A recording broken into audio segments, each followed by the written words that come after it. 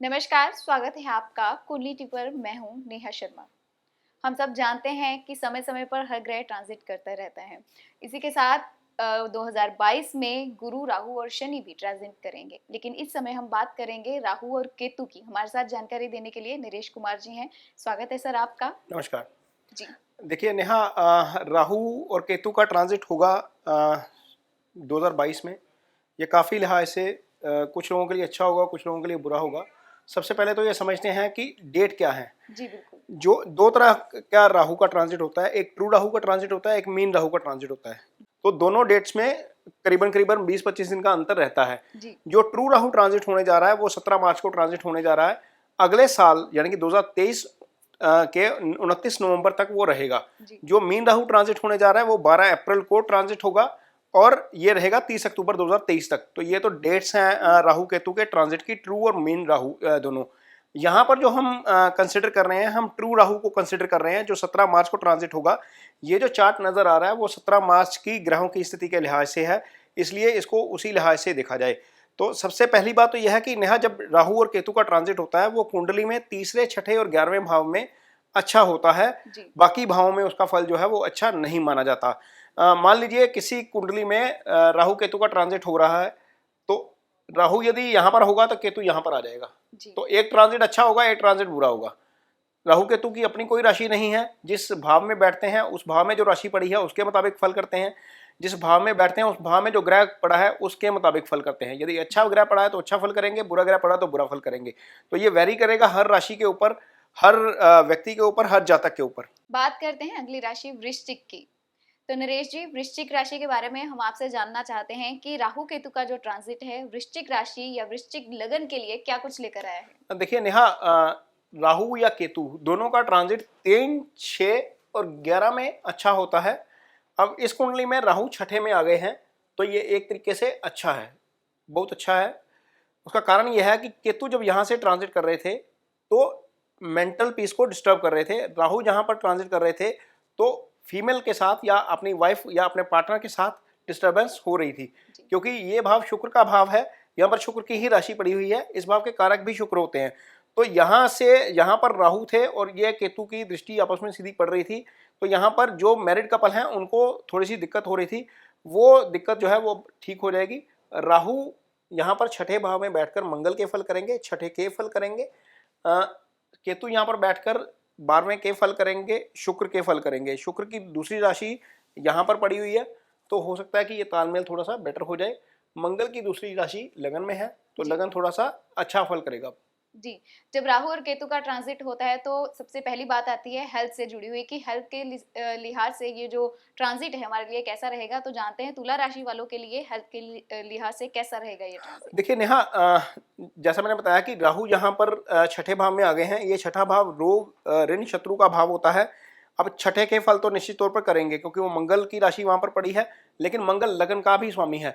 अब लगन के स्वामी का फल यदि वो करना शुरू कर देते हैं तो लगन मजबूत हो जाएगा। इसका मतलब यह है कि बीमारियां जो हैं वो बहुत ज्यादा तंग नहीं कर पाएंगी, क्योरेबल हो जाएंगी और जल्दी ही ठीक हो जाएंगी। हालांकि केतु की दृष्टि छठे पे पड़ रही है, लेकिन इसके बावजूद कोई ऐसी लंबी चौड़ी बीमारी नहीं आ रही है जिसके कारण बहुत ज्यादा परेशानी हो। ये भाव जो है वो केतु की दृष्टि में जरूर है। तो इस राशि के जातकों को ड्राइविंग थोड़ी सी समझकर करनी पड़ेगी, थोड़ा सा संयम से काम लेना पड़ेगा, स्लो ड्राइविंग करनी पड़ेगी। वैसे भी जिसका राशि का स्वामी मंगल होता है और मंगल अच्छा हो तो वो थोड़ी सी रैश ड्राइविंग करते हैं। तो इस राशि के जातकों को निश्चित तौर पर इस चीज का ध्यान रखना पड़ेगा कि ये अष्टम के ऊपर केतु की दृष्टि है, और यदि ये दृष्टि बुरा काम कर गई या गलत रिजल्ट दे गई तो एक्सीडेंट हो सकता है, दुर्घटना के योग बनते हैं। तो ड्राइविंग जो है वो थोड़ी सी सोच समझ कर करनी पड़ेगी, घाव लग सकता है। जी। तो जब भी कोई ग्रह ट्रांजिट करता है तो हमारे रिश्तों पर भी उतना ही असर पड़ता है। तो चलिए बात करते हैं वृश्चिक राशि के जो जातक हैं उनके रिश्तों पर क्या प्रभाव पड़ेगा। देखिए नेहा, वृश्चिक राशि के जातकों के लिए जो जो मैरिड जातक हैं खासतौर पर स्थिति पहले से बहुत इंप्रूव हो जाएगी। जी उसका कारण यह है, यहाँ पर राहु का ट्रांजिट था। राहु सेपरेटिव इफेक्ट देने वाला प्लैनेट है, अलगाव करता है। यहाँ से राहु हट गए हैं। अब राहु जब हट गए हैं तो केतु की दृष्टि भी यहाँ से हट गई है। जी इस भाव के ऊपर ना तो राहु की दृष्टि पड़ेगी ना अब केतु की दृष्टि पड़ेगी। हालांकि ये थोड़ी सी दिक्कत वाली स्थिति हो सकती है, क्योंकि ये भाव जो होता है वो कुटुंब भाव होता है। जो आपके इन लॉज हैं वहां पर थोड़ी सी मिसअंडरस्टैंडिंग वाली स्थिति है, लेकिन आपसी तालमेल में अब थोड़ा सा इम्प्रूवमेंट हो जाएगी, बेहतर हो जाएगी। जहाँ तक सिंगल्स की बात है, इस राशि के सिंगल्स की, तो ये भाव पंचम भाव जो होता है वो प्रेम का भाव होता है। यहाँ पर भी कोई बुरी दृष्टि नहीं आ रही है, लेकिन यहाँ पर दिक्कत तब आएगी नेहा जब शनि यहाँ ट्रांजिट कर देंगे, ये भाव पापकर्तरी योग में आ जाएगा। जब पापकर्तरी योग में आ जाएगा तो सिंगल्स को आपसी अंडरस्टैंडिंग में प्रॉब्लम होगी। जो लोग एक्सप्रेस करना चाहते हैं वो एक्सप्रेस नहीं कर पाएंगे या डिले हो जाएगा, क्योंकि जब शनि प्रभाव देगा, वैसे भी शनि तीसरी दृष्टि से देख रहा है, जब शनि और राहु के प्रभाव में आ जाएंगे तो कंफ्यूजन हो जाएगा आपसी संबंधों में। तो सिंगल्स को थोड़ा सा बेटर अंडरस्टैंडिंग के साथ चलना पड़ेगा। अदरवाइज यहाँ पर भाई की हम बात करते हैं तो यहाँ पर राहु की या केतु की दृष्टि नहीं आ रही है। यदि हम छोटे भाई की बात करते हैं तो यहाँ पर भी नहीं आ रही। तो जो सिबलिंग्स हैं उनमें आपसी तालमेल अच्छा रहेगा, वाइफ के साथ तालमेल थोड़ा सा बेटर हो जाएगा। सिंगल्स को लेकर थोड़ी सी कंफ्यूजन वाली स्थिति हो सकती है, यानी कि रिश्ते जो है वो अच्छे रहेंगे, बेहतर रहेंगे जी, इस समय के दौरान। बिल्कुल।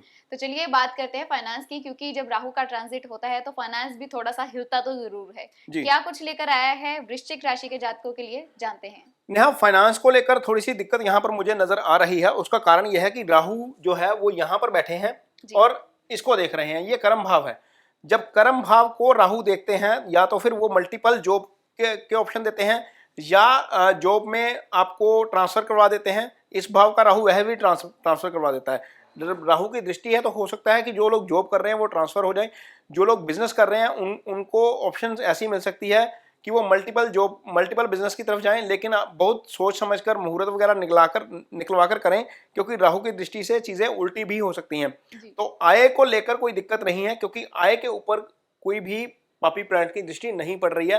रादर जुपिटर की दृष्टि यहाँ से पड़नी शुरू हो जाएगी बाद में, तो आय जो है वो स्थिर रहेगी, बहुत ज्यादा उसमें उतार नहीं है। लेकिन एक चीज जो यहाँ पर तंग करने वाली है वो ये है कि केतु यहाँ पर खर्चे के भाव में, खर्चे बढ़ सकते हैं आपके खर्चे बढ़ेंगे तो आपकी सेविंग्स जो है वो ड्रेन होंगी, क्योंकि राहु यहाँ से सीधा आपके धन भाव को देखेंगे। तो धन भाव जो है वो थोड़ा सा हिलता नजर आ रहा है, खर्चे बढ़ते नजर आ रहे हैं।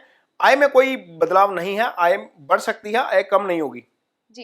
तो ये हमने जाना कि कैसे फाइनेंस भी हमारा जो है वो बेहतर होगा, या क्या कुछ लेकर आया है हमारे लिए, आपने पूर्णतः जानकारी दी है। तो नरेश जी, बहुत सारे लोग जब कुछ अच्छा या बुरा होता है उसके लिए डर तो जाते हैं, और खासकर जब बात आती है राहु और केतु की, इस समय के दौरान जो वृश्चिक राशि के जातक हैं वो क्या उपाय कर सकते हैं। देखिए, वृश्चिक राशि के जातकों को खासतौर पर केतु का उपाय करना चाहिए। केतु जो है वो यहाँ पर आपके हेड के पास, यानी कि लगन 12वें भाव में है, तो ये थोड़ा सा ज़्यादा डिस्टर्ब करेगा, आपकी मदर की हेल्थ को भी डिस्टर्ब करेगा, क्योंकि यहाँ से पंचम दृष्टि से यहाँ पर देखेगा। तो आपको केतु का उपाय जरूर करना चाहिए।